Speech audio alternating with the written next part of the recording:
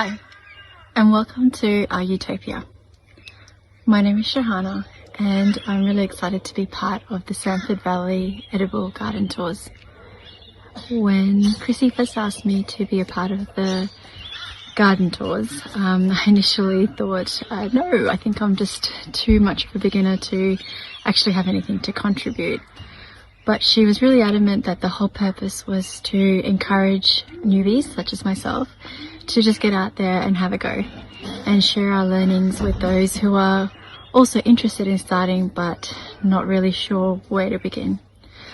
So with that in mind, I'm going to show you around our garden, all our projects and experiments, and hopefully be able to share some of our learnings with you so that you too can be inspired to try your own edible garden.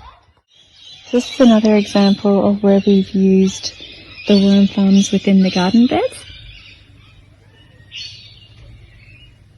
and it really has done a wonderful job for our beans, kale, celery, broccoli, and our strawberries and tomatoes.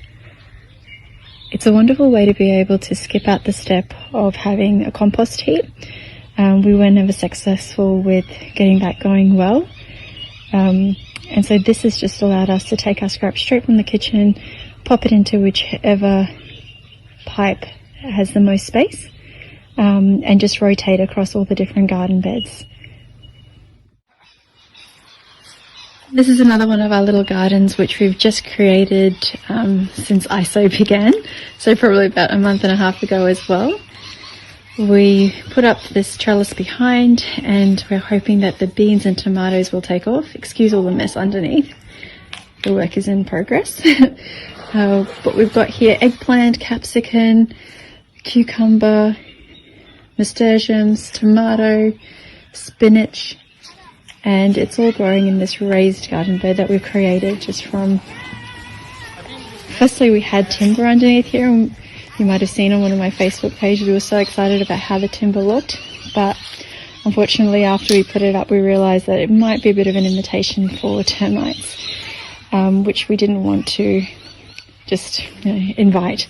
So we did a bit of research into how we can create an edging that would be functional and productive for us as well. So we planted this wheatgrass, which has come up beautifully. And now we can harvest the wheatgrass by just snipping it and then juicing it to give us a lovely supply of chlorophyll to add to our juices in the morning. We didn't want to let those awesome logs that we used initially up at the other garden bed go to waste, so we decided to create 2 more garden beds for the dragon fruit that we had gifted to us a while ago. These were actually sitting in styrofoam boxes for about 2 years, and we finally transplanted them into the spot here, which we're hoping will come up beautifully and provide us with an abundance of dragon fruit. We had enough to spread across 2 different gardens, so we've got the second one just here.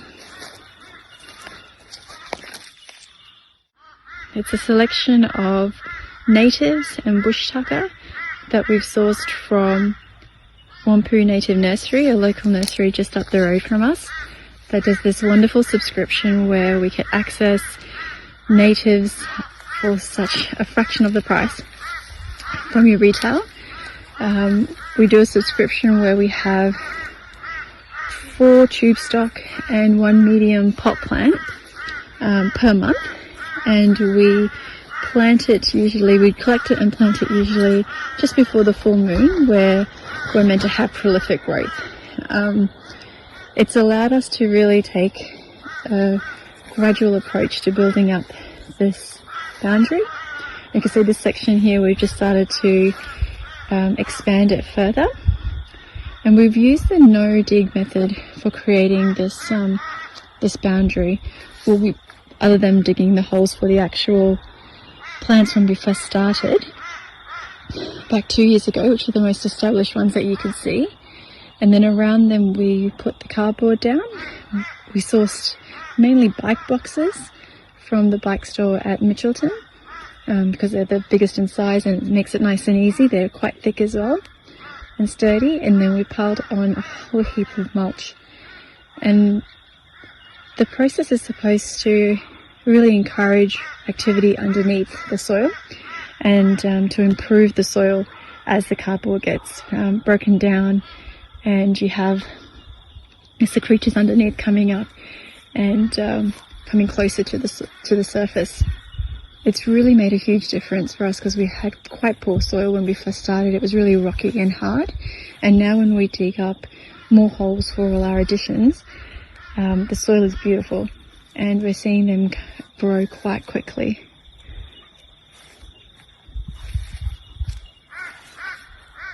I thought I'd finish off with our rock garden here with our zucchinis. We got these beautiful zucchinis from our neighbour who planted them from seed, and they've come up just within the last probably 3 weeks into looking like they've got flowers, and they're doing really well. And this is one of our last garden beds which we created just from the rocks around the block. So I hope our little selection has shown you what can be achieved with a very minimum budget, absolutely minimum knowledge, just sourced from the internet, YouTube, friends and the community, and a lot of work and effort and energy and love. If you have any questions, please don't hesitate to shoot out on the Facebook page, and I'll do my best to answer. I hope you've enjoyed our garden tour and look forward to being a part of this wonderful community. Thank you.